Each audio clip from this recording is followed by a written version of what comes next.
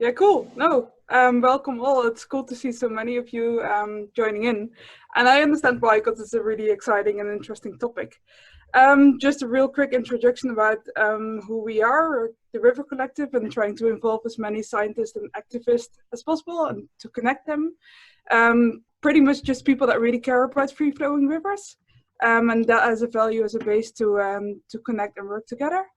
And with those science chats, we try to bring you a range of topics where we kind discover more disciplines that are related to protecting rivers. We're organizing a Students for Rivers camp also this September, which will be in Montenegro, and the applications are open, so whomever is interested in all those kind of topics should totally join in and tell other people to join in. All information is on our website.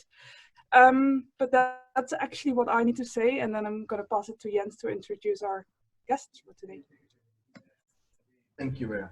So, welcome all to this. This is the 10th Science Chat edition. Today we're going to talk about nature rights. I remind you, please silence your microphones if you have any background noise, please, during the talks. Of course, if you want to make a question at the end of the session, you're welcome to speak. Today we have 3 experts on these topics. We have from the US, we have Grant Wilson. He is the executive director of the Earth Law Center, which is a non-profit organization dedicated to advancing in which is they call ecocentric laws, including also those giving legal rights to nature. We also have from India, Shrishtee.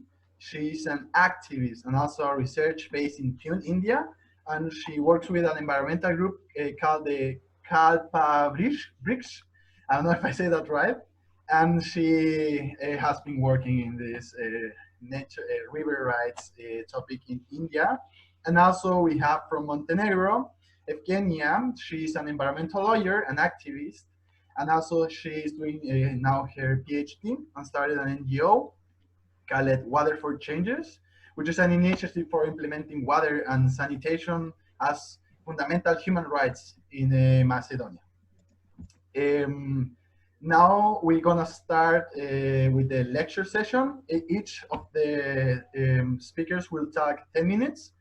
Then we will have like questions that I prepare for them. 5 minutes question, and then it will be open discussion for everybody to make questions. If you have any questions during the talks, you can write them down in the chat, and then we will make them after the speakers finish presenting.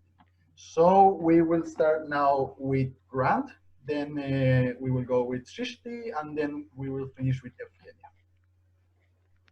Okay, thank you for the introduction. I'm going to share the screen. Does everyone see that? Yes, we see that. Okay, oops. Okay. Just remember for the speakers that I'm gonna really kindly interrupt you when we have 8 minutes to remind you that we are finishing your time. So. Okay, good. Let's go for it. Okay, well, thank you for inviting me. I'm Grant Wilson. I'm the Executive Director of Earth Law Center, and as you heard, we advance ecocentric law, including the rights of nature all over the world. Rights of nature basically is a legal movement to recognize that ecosystems and nature is not property under the law, but has its own rights, just as humans have rights, corporations have rights in many countries, and others do. It's really kicked off the last 10 years, although it's based on, in large part, indigenous belief systems that have existed for thousands of years. And so, you know, in this time of environmental crisis, it's really to them to who we are looking for guidance for solutions.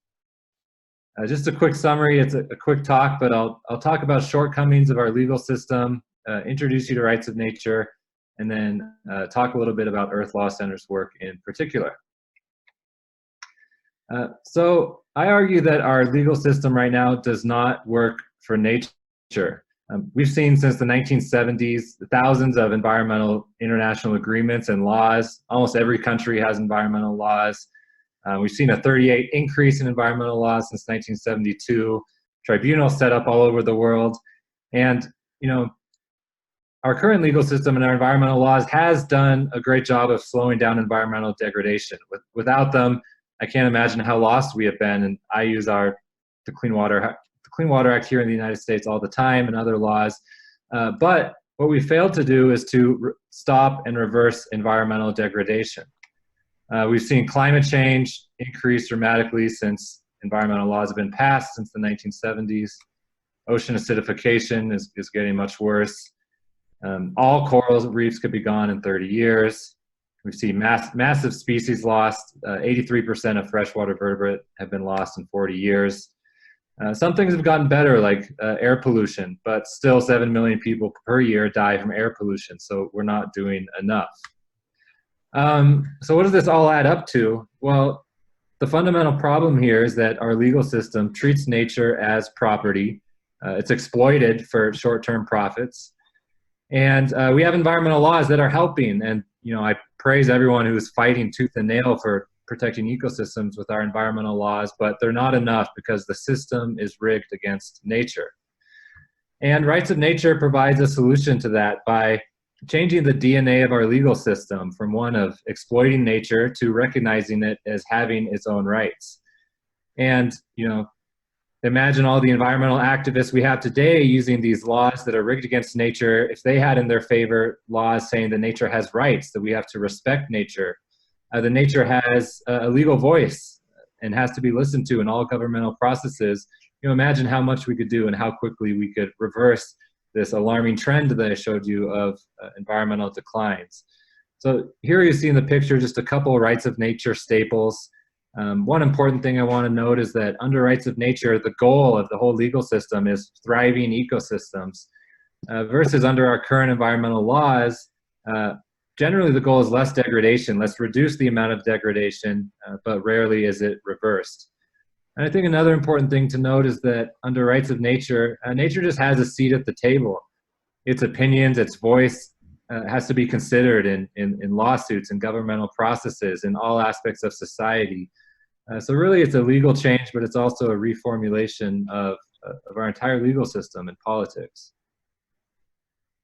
I'm not going to go through this, but I recently released a law review article on what nature's right to a stable climate looks like in a really practical way. So I encourage you to check that out. It's online now. You see the details there. One important thing I should note here is that under Rights of Nature, there's no right to pollute. Under current climate change regimes, there is a right to pollute, and a lot of it is legalized or standardized in carbon markets. So I'd say that's one big difference. Status quo, once again, you can pay for the right to pollute carbon if you're a wealthy nation. Rights of Nature, this right is eliminated, and everyone has to reduce emissions to safe levels. I think Rights of Nature is the next great rights-based movement following many human rights-based movements. And I'll just do a quick overview of some of the victories. Other people are going to go into rivers and case studies, so this will be high level. Ecuador has amended its constitution to say nature has rights, and now ecosystems are in the courts fighting for those rights. They win some, they lose some, but that's how every human rights-based movement has played out as well. Now you see down there, Bolivia, Uganda, Bangladesh, all have national recognition. Beyond national recognition, we see landmark court decisions. In Colombia, a court recognized the rights of the entire Colombian Amazon as a means to address climate change, also saying that by recognizing the rights of the Amazon, it was allowing human environmental rights to be fulfilled. So here we see a court really saying that, look, unless we recognize the rights of nature, we're not going to be able to meet our human environmental rights as well. So courts are beginning to recognize that everything is interconnected. We see local rights of nature laws. There's a lot of these in the United States and also Brazil. These are often passed because federal governments refuse to put into place major systems change, and so communities have put it upon themselves to achieve this themselves. There's a couple examples here, and I encourage you, if your federal government doesn't seem politically feasible to apply the rights of nature, look at local level as a starting point.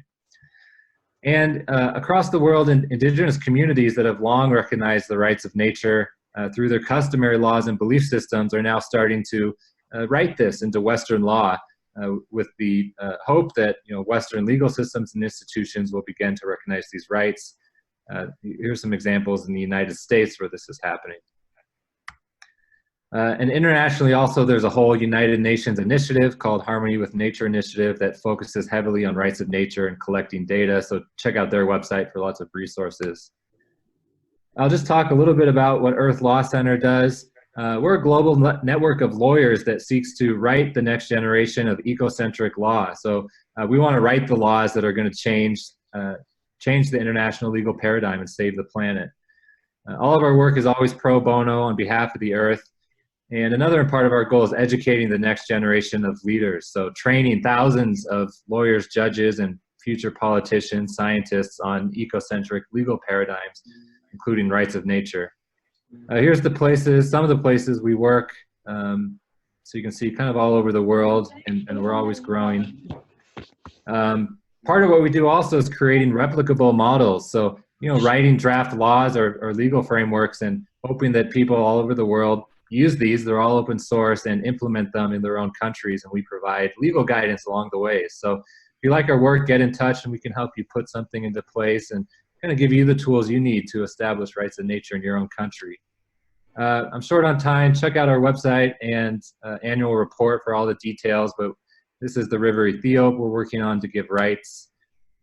This is now Mexico City, which has a series of buried rivers that flow underneath the city called invisible rivers that actually many cities have, and we're working to give them rights and daylight them to actually restore them into the city. This is Colima, Mexico, where we wrote rights of nature into their state constitutional amendment. Now we're working with new Mexican states to do the same. So there's a thriving movement in Mexico right now. We might even see national rights of rivers recognition soon, and we're helping write that law. In Chile, with our close partner, International Rivers, who we have a great relationship with, we're advancing rights of nature along with other Latin American countries. Snake River, we're working with tribal environmental leaders within the Nez Perce tribe to recognize the Snake River has rights and appoint tribal leaders as legal guardians of the river. Let me just blast through these because we're running out of time and I want to get to a couple other things. We're giving rights to ocean ecosystems, to coral reefs, to orcas, southern resident orca whales. We think that all life deserves rights. A lot of this work is being put into a textbook on rights of nature and earth law. It's coming out in the fall, so keep an eye out for that, especially if you're a student or you teach. The textbook's going to cover not only rights of nature, but also the movement to say ecocide is a crime, animal rights, rights of future generations, and other ecocentric legal movements that we hope can save the world. And check out that cover art for our textbook that we're excited about. And we also teach earth law courses and are creating an earth law society to get tens of thousands of lawyers and judges and experts to adopt these principles across the world. The last thing I'll mention is what I call rights of nature 2.0. As we see more and more victories worldwide, we're seeing the establishment of stronger paradigms to implement the rights of nature. I'll highlight just a quick few of these because I know I'm almost out of time.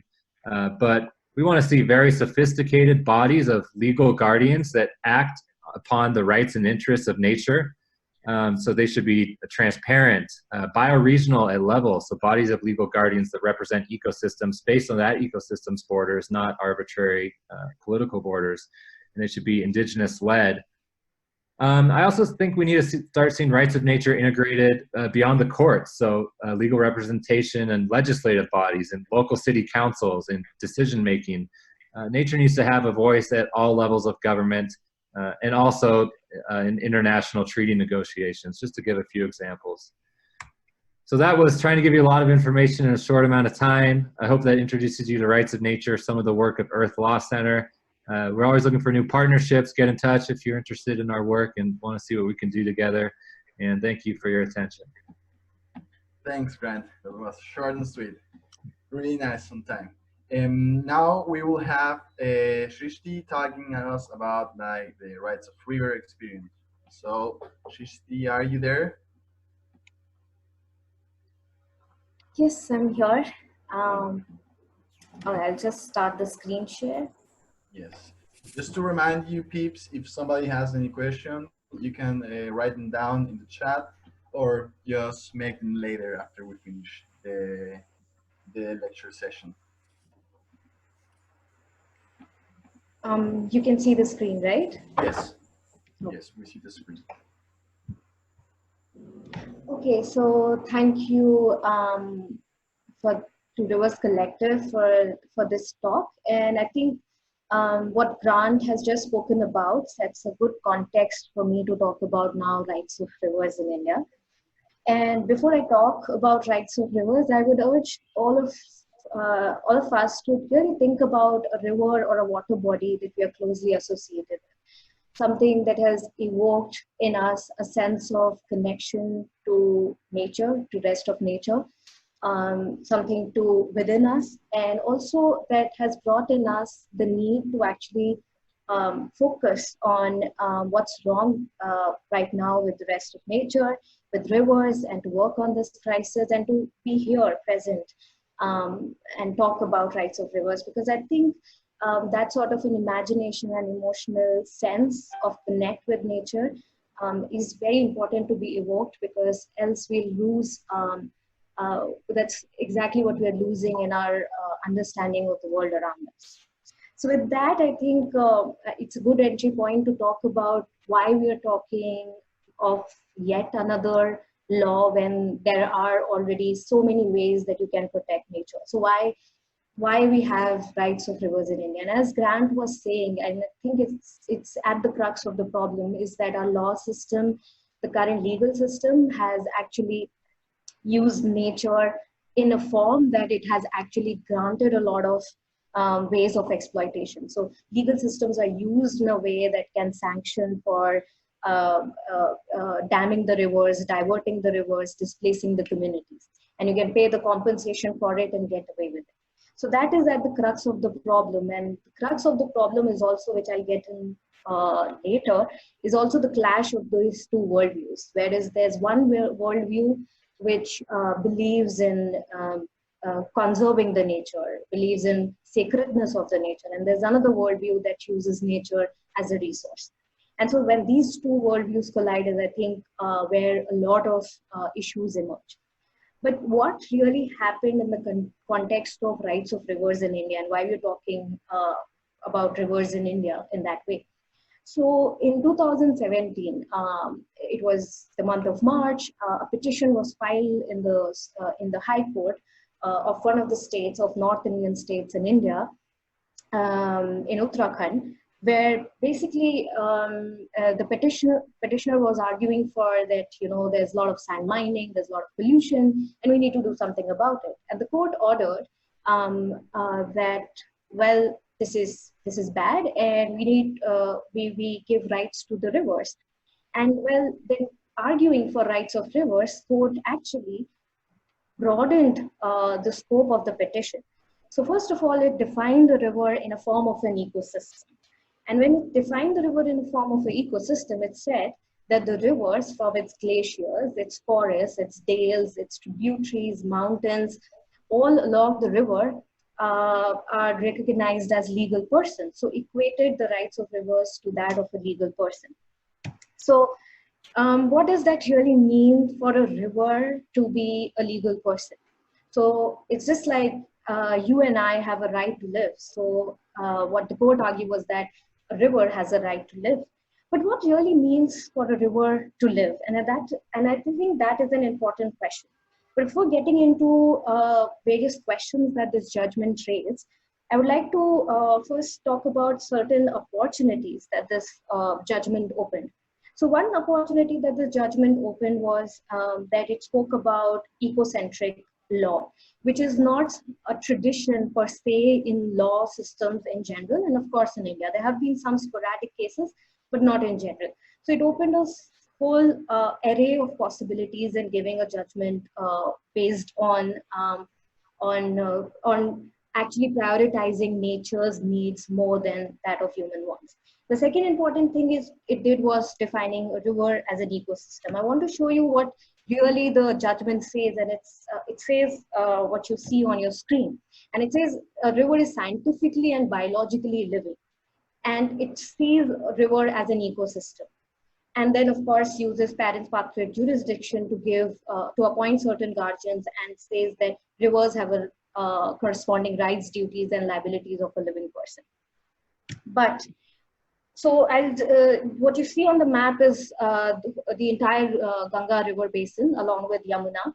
And this is how the river flows. To just give you a sense of what Ganges covers, Ganges actually covers 26% of India's landmass, Ganges basin. So what is a river?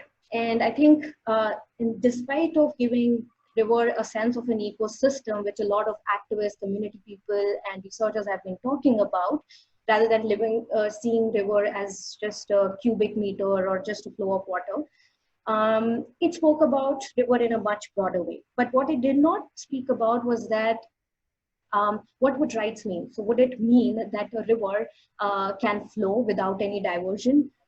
Would like all of us have a right to free speech? So would that mean that the river has a right to flow without being dammed? What would be the rights of a Gangetic dolphin, which is endangered? What about the rights of a gharial, which is again endangered?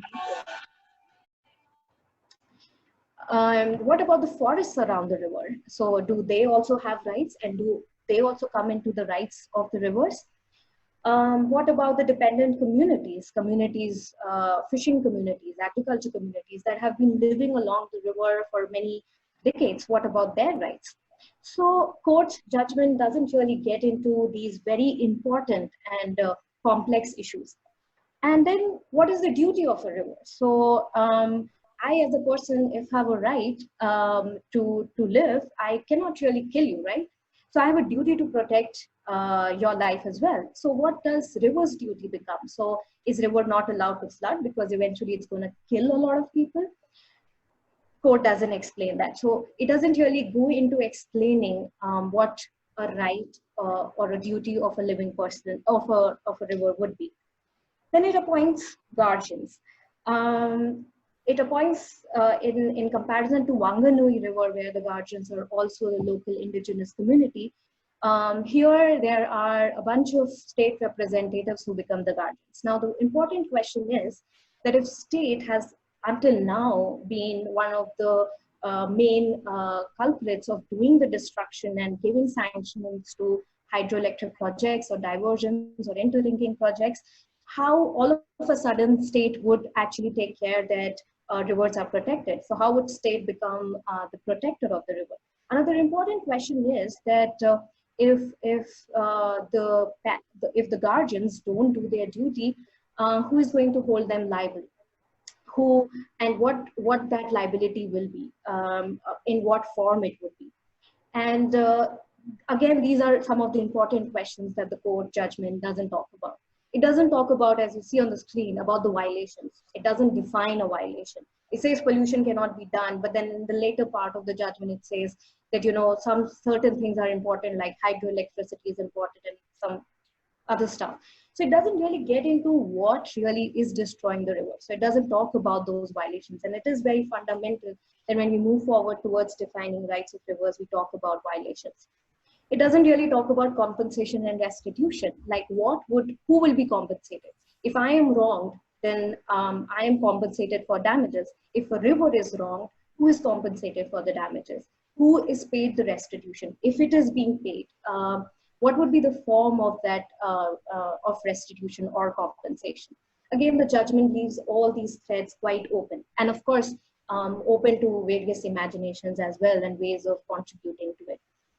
The other important issues of concerns and potential misuse that I want to highlight in terms and context of rivers in India is that rivers are very important to a large section of community beliefs. They are held sacred, but they're also prone to potential misuse because the judgment only talks about one particular religion and Ganga being a very sacred river to that religion. But there are multi-faiths around the river that have lived for a very long time and have various other connections to rivers, which it doesn't really talk about, and it becomes a complex situation in context of India because it has a potential of being misused by right-wing fundamentalists and that political context. And again, it doesn't really get into the rights of the local community because as we have seen in the past, a lot of laws that are for environment can actually be used against the communities that are living along along the rivers or along, in the forests. So how do we also recognize the customary and traditional utilities and traditional livelihoods that are very closely connected to nature, and how that becomes integrated into the understanding of nature rights and reverse rights? So I think what is fundamental here is, and that fundamentals of the crisis around us is very important to take into account when you're also thinking about rights of rivers. The first one is that we cannot really talk about rights if we don't really question the development model, which has been at the cause of a lot of destruction that has happened. It has thrived on extraction of resources. So unless we question that, we won't be really able to change the discourse on rights, because it will be just yet another law. Then the other aspect of it is that political governance. Why political governance is important? Because the status right now of this judgment is that the state of Uttarakhand approached the Supreme Court saying that this judgment is not at all applicable. How can we ensure that what we do in Uttarakhand, the state of Uttarakhand, can also be followed in the state of Uttar Pradesh, because the river doesn't really follow the boundaries, man-made political boundaries that we have created. Not just in India, but of course, for example, like the river Indus, it flows in India, Pakistan, and China. So these are the political boundaries that nature doesn't abide by. So what does it really mean in terms of looking at the political boundaries? Then the third thing is the legal framework, and I think legal framework is very important, which also Grant hinted at, and there are a lot of people who are doing very interesting work on it. Is that the legal framework that we are still working with is anthropocentric. Recognizing rights of rivers in terms of legal person is still problematic, because our imagination gets stuck. There are no other tools available per se to really give rights to nature. So we have to broaden that spectrum. We have to be able to encompass pluriversal legal frameworks that can be part of this discourse. And I think customary law, spiritual governance, and a lot of ways that communities relate to nature has to become an integral part of this discourse. And the eventual point that I think is a larger point that we have to have in mind, even when we're talking about and advocating for rights of rivers, is this, that we have to go beyond rights. Rights is just an opening door to possibly a different world that we all are collectively imagining. And we have to work towards a society and a consciousness that actually looks for compassion and looks for taking care and being that connected to the rest of nature in a much more holistic way, and which is not basically determined by what rights are and what I'm bound to do as a right. But of course, these are some of the this is a very long-term process, and it will require a lot of work at ground level, and of course at various levels to be able to do that. But what I'm trying to convey is this, that rights of rivers is not an end; it's a start to something else. And so this is, I think I've gone beyond time, but this is basically what I wanted to cover through rights of rivers. Then I'm on time. Perfect. Yeah. Okay. Thank you, Shrishtee. That was a really interesting talk, and I like the way you finished the way beyond river rights. What's after that? So now we are with Evgenija. Are you there, Evgenija?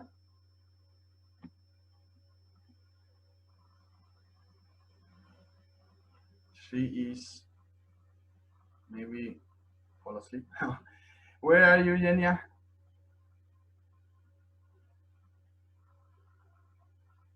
Is she there? I have to unmute herself since Maybe I she unmuted muted everyone. herself and is now talking, but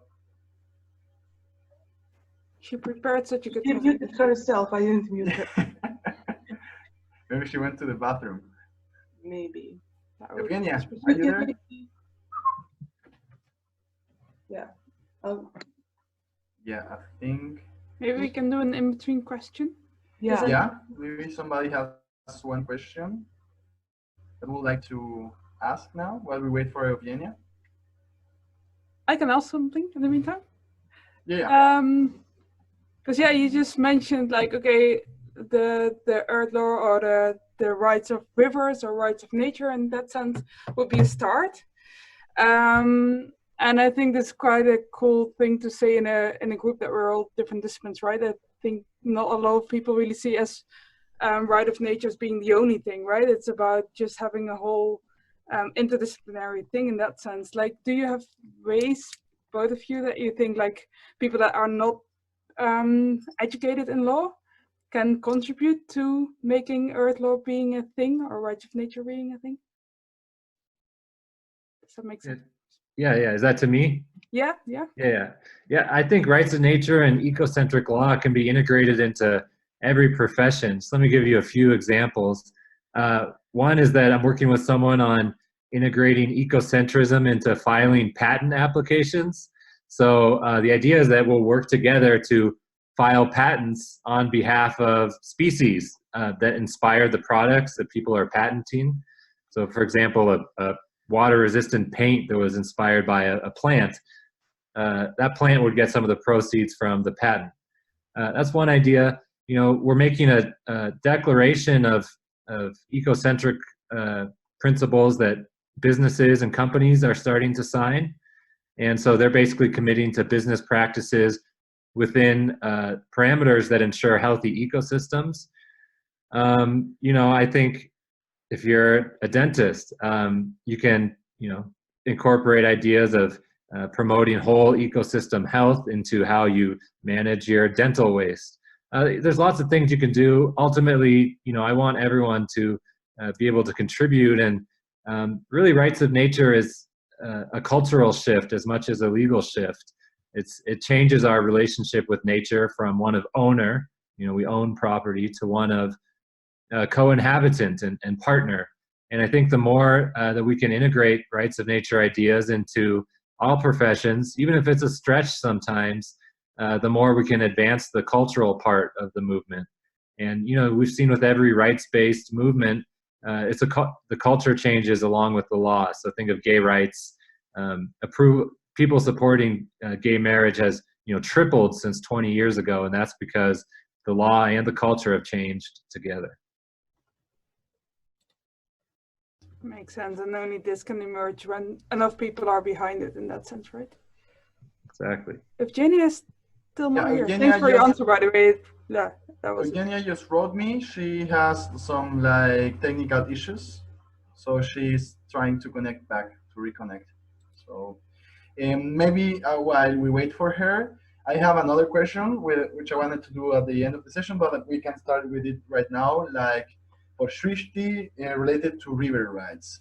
So you were talking about all these different personalities.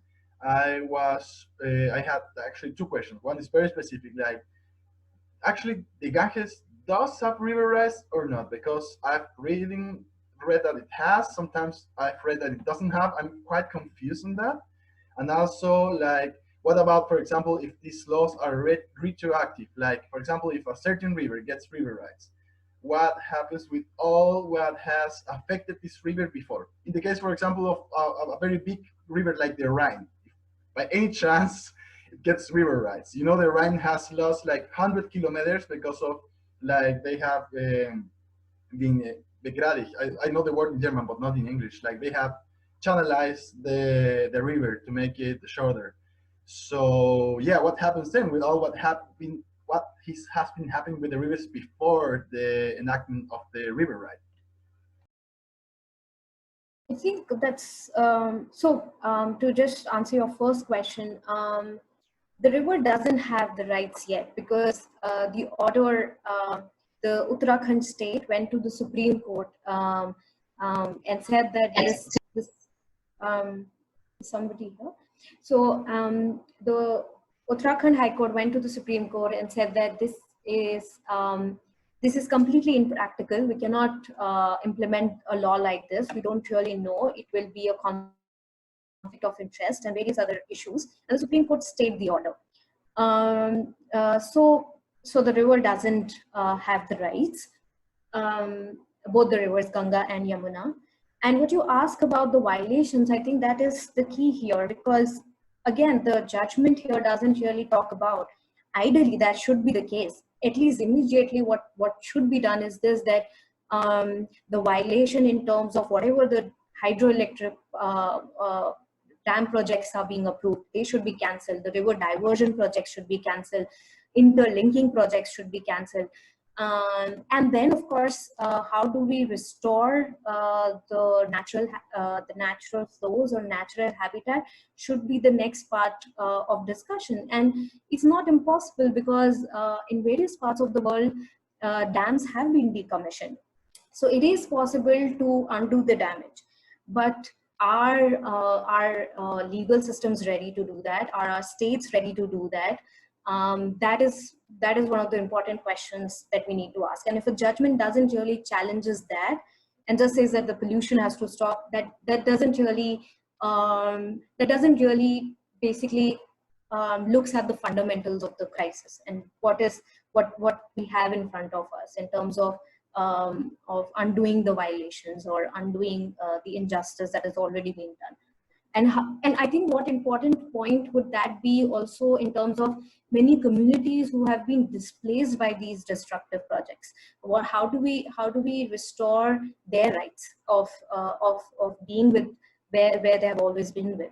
So I think these are certain complex issues that we need to unpack to really understand how this law can be implemented on the ground. Otherwise, it would just be a critical exploration. Yeah. Wow, thanks. That was a really nice answer. Evgenia is about to get online. She just wrote me. While we wait one more minute for her, I have one question for Grant.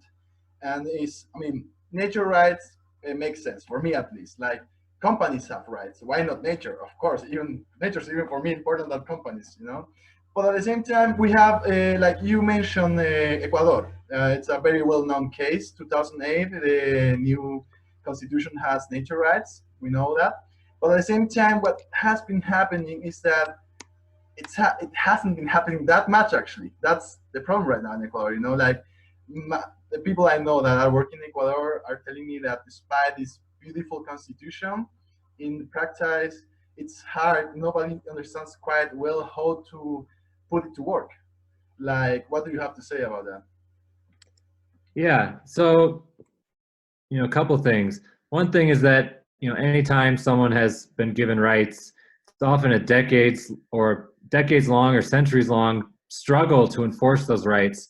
So you can think of, the emancipation of slavery in the United States. Since then, almost a couple hundred years and not too long, we've seen Black people fighting for their rights in their courts and are still being deprived basic liberties. We've seen, women be given the right to vote and equal rights in the workplace. And, at one point, women couldn't own property.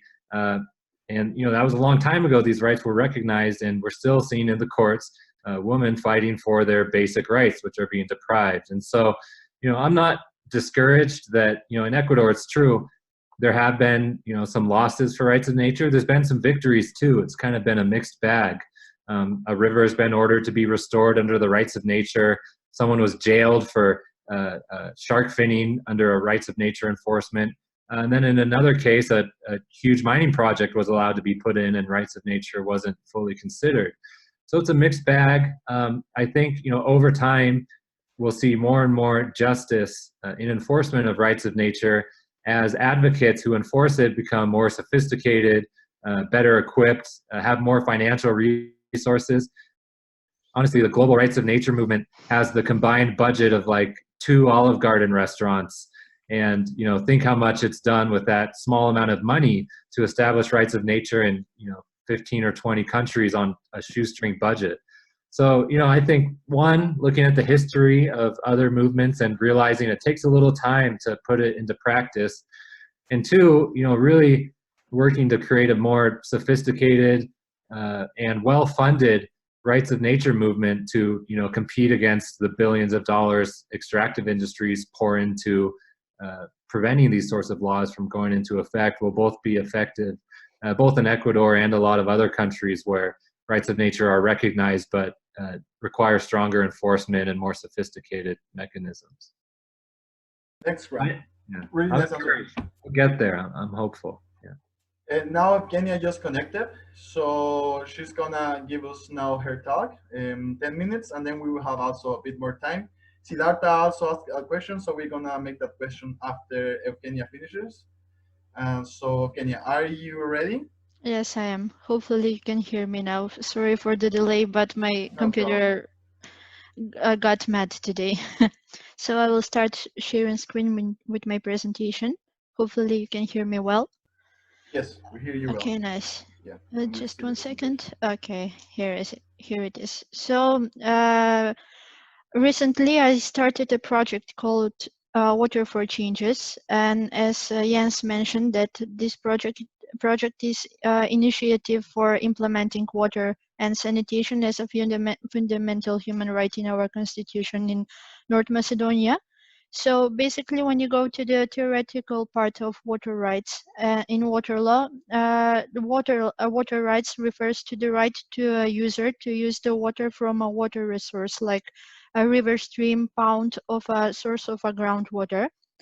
So usually in areas where there is a plentiful of water and only few water users, such systems are generally not complicated for governing.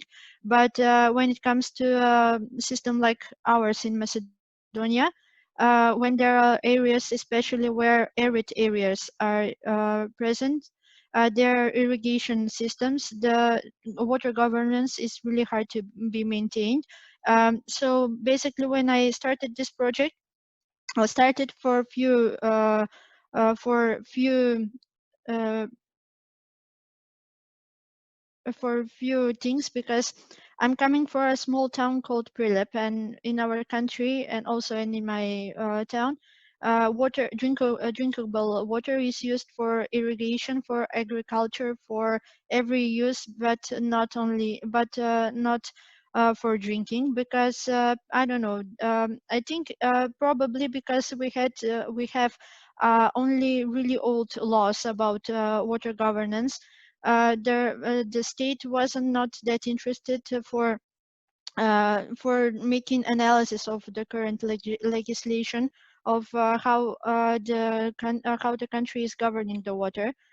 So when we started the project, we had a lot of plans for the next period, because unfortunately, as you can see from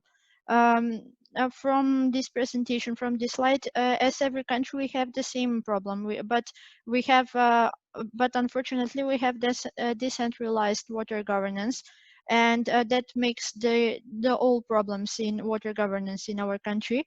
But as I said, when we started working on our project, we wanted to start working only first on education, and then after working on water protection, access to water and sanitation, and at the latest activity will be the initiative for implementing water and sanitation as a fundamental human right, because unfortunately we haven't got any water legislation analysis, neither statistics for water governance in my country, because no one wants to work in this matter, because they're only working on building new hydropower plants, or working on making plans how to use drinkable water for agriculture, or building bottled water companies.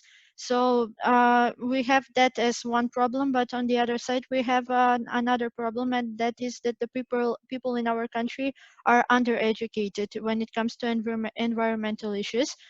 So as I said, firstly we started working on education. So we had during this period, because we started this project recently, we had a few activities like webinars and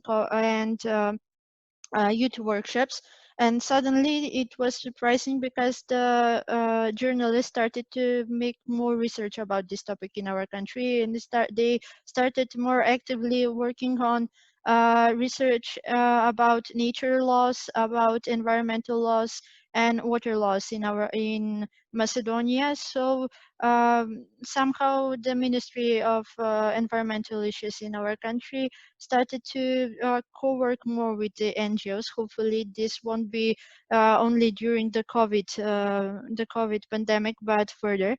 And as I said, when I started to working on this project, the first thing I had on my mind, it was how to help to the local people where nature is affected. So they will be, their access to water and sanitation will be granted. It won't be taken for granted, because when our environmental ministry is planning for further projects, they there in those procedures usually public participation is infringed, so their opinion is never taken into account when they are making planet activity strategies or building new hydropower plants. So first of all, when we wanted to work on these issues, we wanted to make sure that the local people have enough water for drinking during these activities of the government, and also for the Roma population, because they have a lot of settlements in our country, but we are not sure how much they are, because no one haven't made any official document about how many Roma people are living in North Macedonia, and how are they providing their water and sanitation rights. So as I said, I cannot say much more about this project, but it's really interesting for me to work on this matter, and I really want to call for action to everyone, because we really need to stop wasting water. And I recently Grant spoke about does the nature has all those rights, but when we speak about nature rights, we need to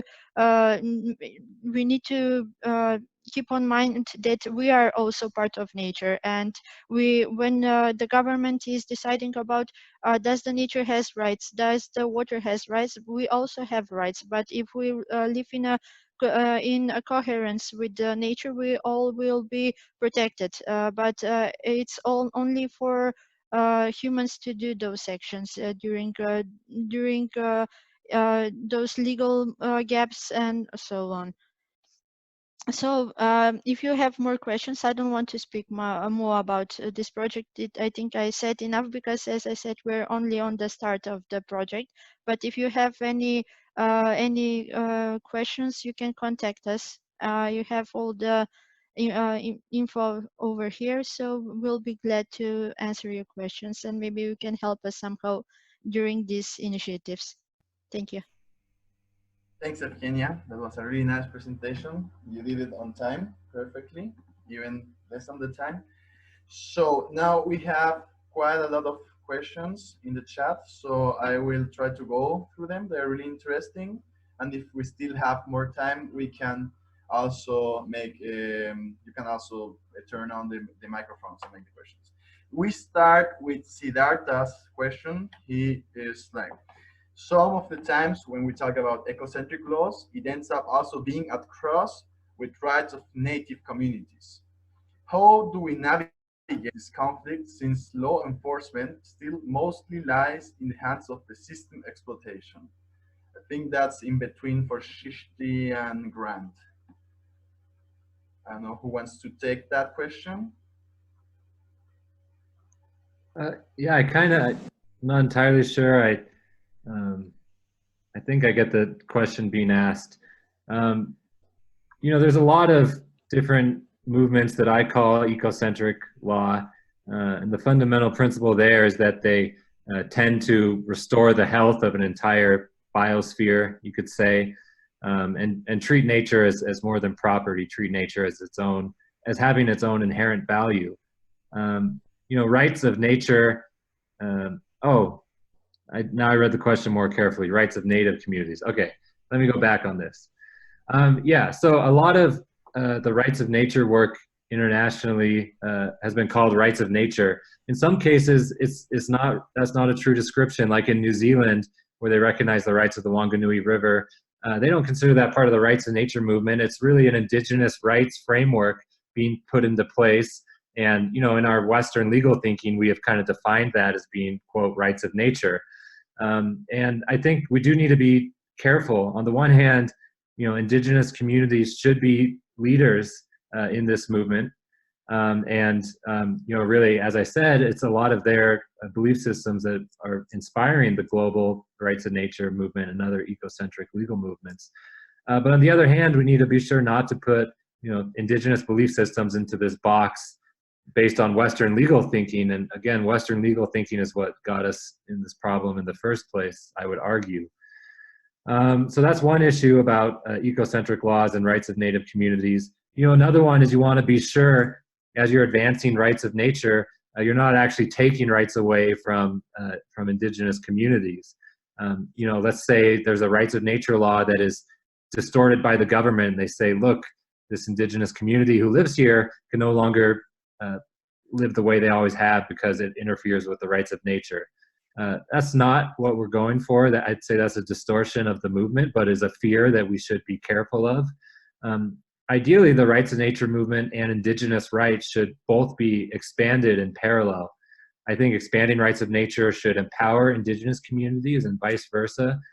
And so I think kind of to answer this in sum, we need to be thoughtful. We need to, you know, listen to indigenous communities as to what they want, what language we should use, what the branding should be, and really hear their voice as the guidance in the rights of nature movement and other ecocentric movements. And, you know, we need to be conscious that the laws we put into place eventually, that I hope will change the entire legal system, expand indigenous rights and don't shrink them in any way. So good question. It's a concern I'm thinking about a lot, and we need to be conscious of it to make sure we do this the right way. Thanks. Yes, indeed, a nice discussion. Native rights is also a really important topic. Next question is from Isabel. Maybe you, Isabel, can make the question, like with your cool accent. Sure. So my question is, I think this is really cool and that was really interesting from both of you. You've kind of spoken so far about nature as like a single entity in the same way that an individual with rights is a kind of a single person with one best outcome. How do you approach situations where there are conflicts within nature? So for example, between species or between habitats, how do you resolve where there's not a single best outcome for nature as a whole?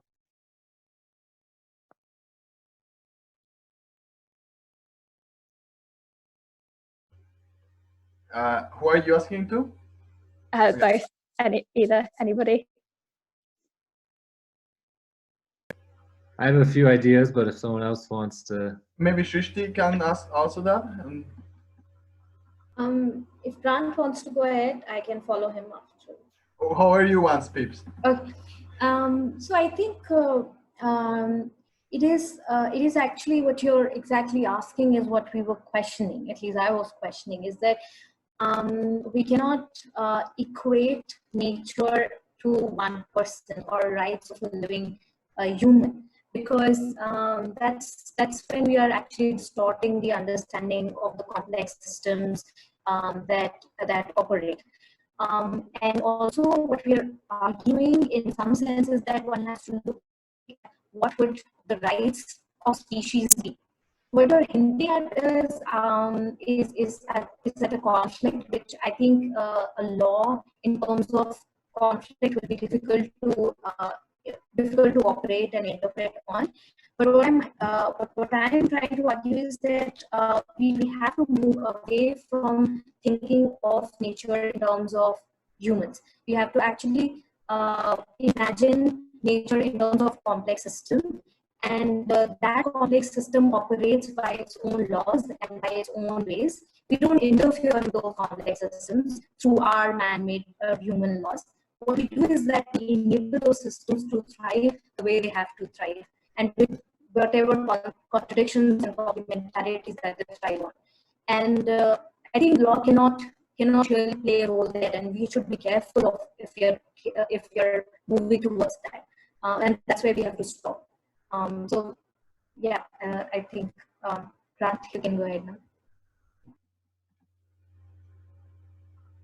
I totally agree with that. I don't have too much to add. You know, one of the fundamental rights of nature that has long been called for is the right of nature to evolve.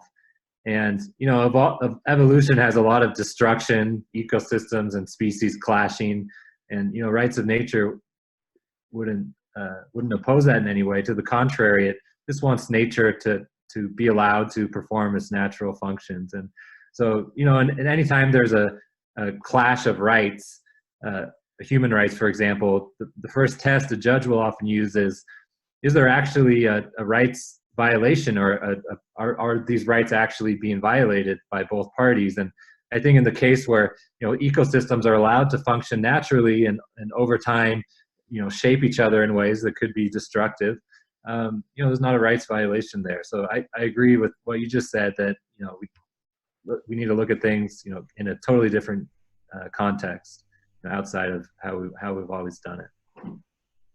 Thanks. We still have 2 questions, but I would like to thank you all first and wrap up a bit the session, and then whoever wants to stay, and we can also make these 2 questions before ending the session. One is from Ashish, the other one is from, I think Yelena was raising her hand. Well, yeah, like I said, thank you, Grant, Shrishtee, and Evgenija. This was a really interesting discussion. There's still a lot to discuss, a lot to work in. So I think whoever is interested in this topic, there's a huge load of work to do, right? So just to remind you, we have, or like Vera said, our river camp applications open. You can look into that in our website, in the River Collective. And also you can check out the next talk, which will be made by Kelsey. I think she's an anthropologist, and she's gonna talk about the water as a sacred entity from an anthropological perspective. She is from the States, and she's going to talk about like how water is sacred to the Native Americans. So it's also interesting. That's actually the argument that many movements use to give rights to rivers in this case, or water, or other ecosystems. So check that out. And I thank you, and whoever wants to stay, we're still going to be here like some minutes, and we can ask also the questions of Ashish and Yelena. So thank you. Should I go? And sorry, I have to hop off for another meeting. It's been great to speak with everyone. Yeah, so I apologize. I'll go, Grant. Thank you. Okay. Thank you. Okay, Grant, so maybe you can respond one-to-one to my question. Yeah, I will. It's a good question, and one I think about a lot in all sorts of contexts. So yeah. All right. Okay.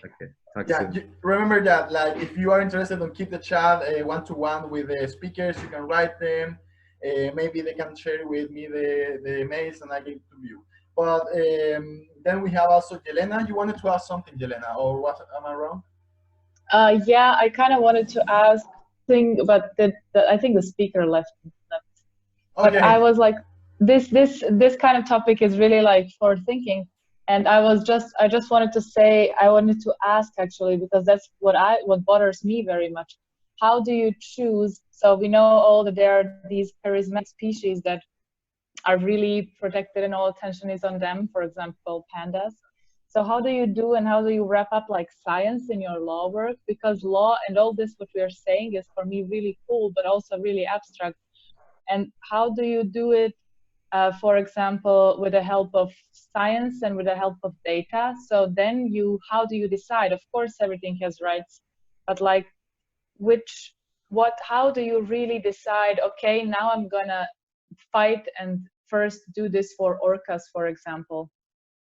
What do you do? Because if you sometimes protect one thing, you can protect multiple things also, but also you can do it the other way around. You protect one thing at the expense of another, and so on. So that's a really hard, I think that's a really longer discussion, so maybe I just leave it and think about it myself. But if somebody has something to add, I'm good with it. Yeah, I think maybe somebody has a question concerning river rights, water rights, before we end the session. I think Shrishtee was ready to at least answer or at least comment on Yelena's question. Yeah. Yeah. No, I was just going to say what I said earlier as well, that it's first of all, it's I think it's an emerging thought, it's an emerging discourse that needs a lot of inputs, and it needs inputs from not just lawyers, but it also needs inputs from scientists. It needs inputs from communities. It needs a collaboration of knowledges of various sorts. And as I said earlier, it's really not about looking at one species. Say, suppose we give rights to Gangetic dolphins. But what really means giving rights to Gangetic dolphins? Because you cannot see a Gangetic dolphin in seclusion. It's about an ecosystem. A dolphin lives because there's a river and there is an aquatic life. There is flora and fauna in the river. So that is why our understanding of rivers, of environment and ecosystems have to broaden. And the narrow reductions understanding of one spectrum of science can lead us to problems that we are currently find ourselves in. And so the law has to become robust and understanding from various corners, social, scientific, political, ecological, all have to merge together to be able to think about these things. So there's no cooked answer in terms of a very important question that you're asking, but what we need is to think of environment and nature in a different way, which earlier also was hinted at. Yep. Thank you, Shrishtee. I have just one question more for Evgenia, but if anybody else has a question before we finish the session, it will be nice. But just because this topic came at the end, I think it's also important, which is water rights. I would like to know, like, how is the whole Balkan region, maybe you know a bit that, like, coping with this? I don't know if some of you know, but my country, I'm from Chile, has one of the craziest water rights system. It's water right is a private right in Chile, and it's basically adopted as a way for companies to exploit rivers, taking all the water, be it for agriculture, hydro projects, or whatever project they have. And it's impressive because no normal person can get access to water. So it's really expensive, and it's not right now collapsing as a system. So how is that system in the Balkan region? Like, how is water access? How are water rights in the region? Which problems are related to that? So basically, in the Balkans, water rights are usually publicly owned by the state. If you want to exploit water, you need to get water permits so you can use that water. And that water permit you can get from the Ministry of Environmental and Physical Planning. But usually it's only written by the law that waters are publicly owned. But in practice, it's not like that, because there are a lot of companies because of the legal gaps in the water rights legislation. There are a lot of private companies that they're exploring water without permits. And usually, I don't know about Montenegro, but I know about Serbia and Macedonia, that in both of these countries we have the similar law, and you need to get water permit after you get your concession about building a hydropower plant or building a water company or so on, or any other projects like that. But because of lack of public participation during those procedures, usually the private companies go without those water permits and starting to working on those projects. I don't know, should I mention Slovenia? Slovenia is another example, but where their law is really different from the laws in Macedonia, Montenegro, Serbia, Bulgaria, and so on. But it's really tricky system, because if you say by your laws that the water is publicly owned, but there's a few ministries in the government that make decision how those waters will be used, and those ministries aren't communicating each other. So sometimes it can happen, like one of the cases where I'm working, where on one spring you have few stakeholders, and it happened because those ministries didn't communicate together, and they all gave a concession to that spring. So it's not the right system, to be honest, because as we all said, the laws during the past years didn't protect nature and water on the proper way. So sometimes it's more to the people, not to the laws. Thanks. Well, this is a topic that can be discussed really long. So I thank you again, Evgenija, Shrishtee, and all of you that were here during this session. And well, see you next Monday. Thank you also, Jens, for organizing. Thank you. You're welcome. This was really cool. Goodbye. Thanks.